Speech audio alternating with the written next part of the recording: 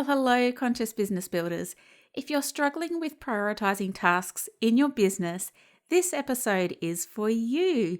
In part 3 of my What Task to Work On series, I'm going to be explaining the concept of effective hourly rate. Knowing the effective hourly rate for your business and even for different products and services in your business will help you to select which streams to focus on to grow your business. Sound good? Let's dive in. Welcome to the Conscious Business Builders podcast. I'm your host, Laura Trotter, and I'm here to show you how you can make a bigger impact in this world through growing your conscious business online. Tune in for inspiring interviews with real-life conscious business builders, plus my own theories, thoughts, and tips for growing a thriving and profitable conscious business online.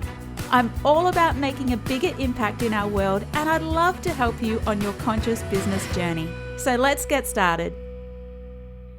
So in episode 13, in part 1 of What Task to Work On series, I introduced you to value-added, value-enabling, and non-value-added tasks in the hope that understanding the difference between the three would help you to choose where to work on in what particular day in your conscious business. Now, in the previous episode to this one, episode 14, that was part 2 of the series, I shared one of my favorite task prioritization tools with you, the Value Ease Matrix. Now, today I'm going to take it one step further and wrap all these concepts together with effective hourly rate.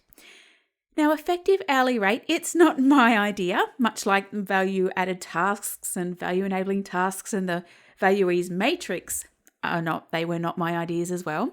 But effective hourly rate is actually a concept that I've learned from one of my business mentors, James Schramko.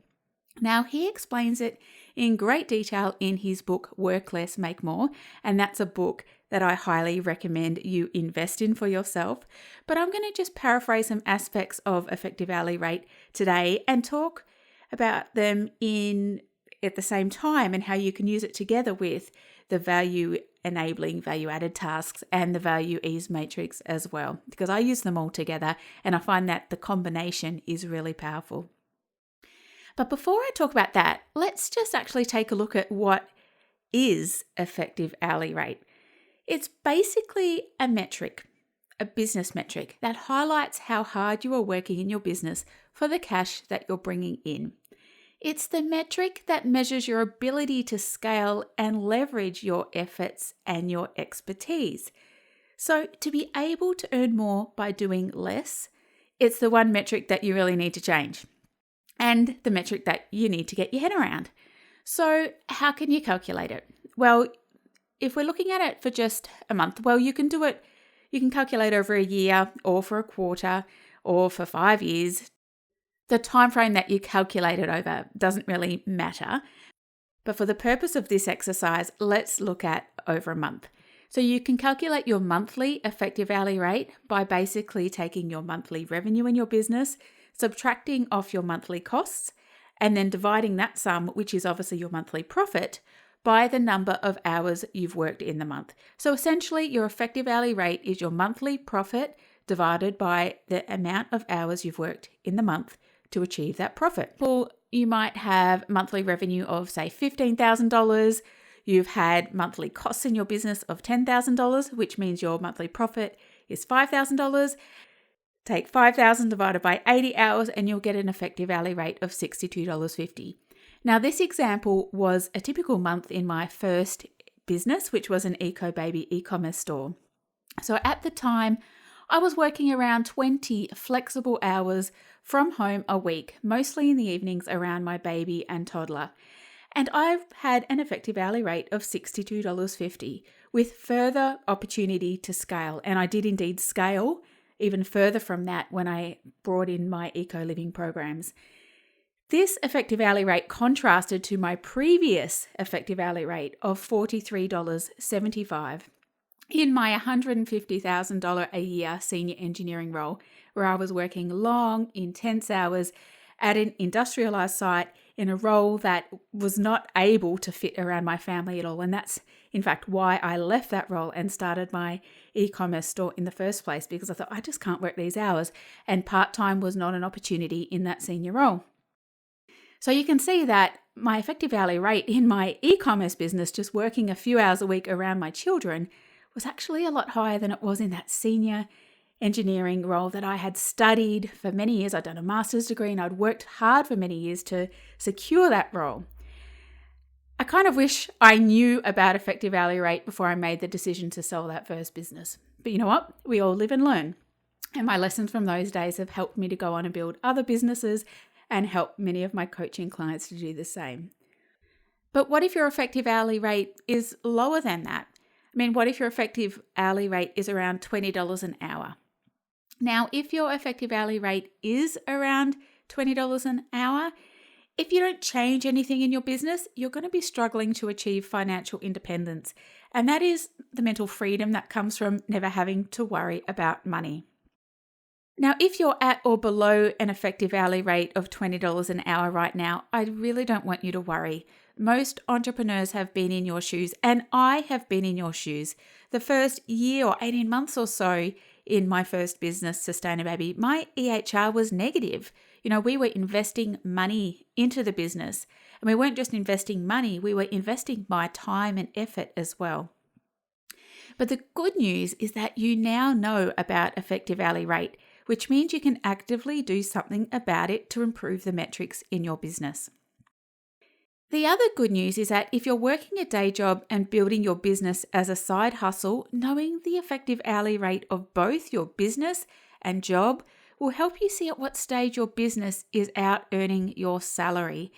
And this is an indicator that can help you decide whether or not to go all in your business. Especially if you're maybe, say, working 10 or 15 hours a week in your business and say 30 or 40 hours a week in your job, or might only be 25 hours a week or so if it's a part-time job, you can soon balance them off and see, whether or not which one you should be spending more time on over time. So that's another benefit of knowing your EHR. So let's chat about now how you can use effective hourly rate to prioritize tasks in your business. After all, this is a series all about how to work out what to work on in your business. So knowing the effective hourly rate for your business, it's almost as powerful as knowing the effective hourly rate for the different streams of tasks in your business. So if you're like me and have actioned multiple ideas in your business over the years, and you have multiple products or services as a result, or you might actually have two different businesses alongside each other, knowing the EHR of each will help you prioritize which one to focus on. Once you've determined the effective hourly rate for each stream, you can then divert your time and effort to building the stream that has a higher effective hourly rate and simply watch your business grow as a result. Now, I know it sounds simple. There's other factors at play. You might enjoy working on one more than the other, but if you're going to look at it in black and white terms, the effective hourly rate is a really good financial indicator that can help you decide. Of course, your business will struggle to grow if you're growing that task that has that highest effective hourly rate at the same time as working on tasks with a lower effective hourly rate. So the opportunity here is to eliminate those tasks or outsource or delegate them to a member of your team if they're essential value-enabling tasks. So how can you increase your effective hourly rate? Now, you can quickly increase your effective hourly rate by eliminating non-value-adding tasks in your business and minimizing the amount of value-enabling tasks you complete through outsourcing, delegation, or automation. Now, I've spoken about that in depth in the previous 2 podcast episodes to this one. But you can also increase your effective hourly rate by taking control of your time and working more effectively when you do work. Now, please note, this isn't about how many hours you work, but rather how effective you are when you are on the job. Now, here's some examples of ways to increase your effective hourly rate right now. So first of all, you can turn off social media notifications, both the emails and the push notifications on your phone. And then you can limit your time on social media to 1 hour. Now, this is something that I struggle with as well. We seem to have all got into these habits of, in any downtime, just looking at your phone. But what, instead of looking at your phone and flicking through social media, you were talking with your kids or your friends or going for a walk or doing something to improve your health, your physical and your mental health, instead of spending that time in social media. Working on your health improves your effective hourly rate. You can also monitor how and where you're spending your time, and time management software can help. So installing that on your computer, that can help show you where you're spending your time in your business. You can also work with your mobile phone on silent to avoid distractions. And I'm getting in the habit more and more of not just putting my phone on silent when I'm recording podcasts, but keeping it on silent when I'm working through important tasks in my business. Losing your train of thought can cost you an hour or two in your business if it gets you out of that focus zone and it's hard to get back on track. I also advise you unsubscribe from any email newsletters that isn't really helping you to build your business, or if it's making you feel crap or negative about your business. You just don't want that energy in your life. Also, block out some deep work time in your calendar so you have uninterrupted time to grow your business. Again, that time when you can get intense and really focused and work on the tasks that are going to grow your business, not just ticking off idle things on a list that need to be moved. Also on time, make some portions of your time available to others by using a scheduling tool like Acuity Scheduler. I reserve Mondays and Wednesdays only for my client work, and this allows me to focus on other business building tasks at other times during the week. And last, but definitely not least, this is the most important and the fastest way to actually increase your effective hourly rate. And I know it's not going to seem like it when you're in the trenches and you're stressed about money and everything else like that, but eating well, exercising, and getting enough sleep, looking after you, is actually the best way to increase your effective hourly rate. So pay attention to that. Can you go to bed a little earlier and actually even get up a little bit earlier? But if you're getting to sleep before 10 o'clock at night, you're getting a much better quality sleep. Can you improve the foods that you're eating in your diet? Cut out junk foods if you're eating it, or any processed foods, and make sure you're getting that exercise and that relaxation and meditation time as well. Okay, so let's wrap all this up. Knowing and understanding your effective hourly rate is a game changer in business. Understanding effective hourly rate and value-adding, value-enabling, and non-value-adding tasks, and using a tool such as a value ease matrix to prioritize your tasks is a really powerful combination to increase your personal effectiveness in your business and set you up to scale and make a much bigger impact. So, over to you. What is your current effective hourly rate? Take out a calculator or just your phone and work it out. Calculate your current effective hourly rate and the effective hourly rate of you working in different streams of your business if you've got your finger in different parts of the pie. So calculate your current effective hourly rate and the effective hourly rate of you working in different streams of your business if you've got your fingers in different parts of the pie. And let me know. Just shoot me an email and let me know what it is and what you'd really like it to be. And of course, if you're ready for personalized support to help you increase your personal effectiveness so your conscious business can make a much bigger impact in the world, book your Conscious Coaching Taster sessions with me or apply to join my Conscious Business Circle today. I really look forward to working with you to help you make a bigger impact. Catch you next time.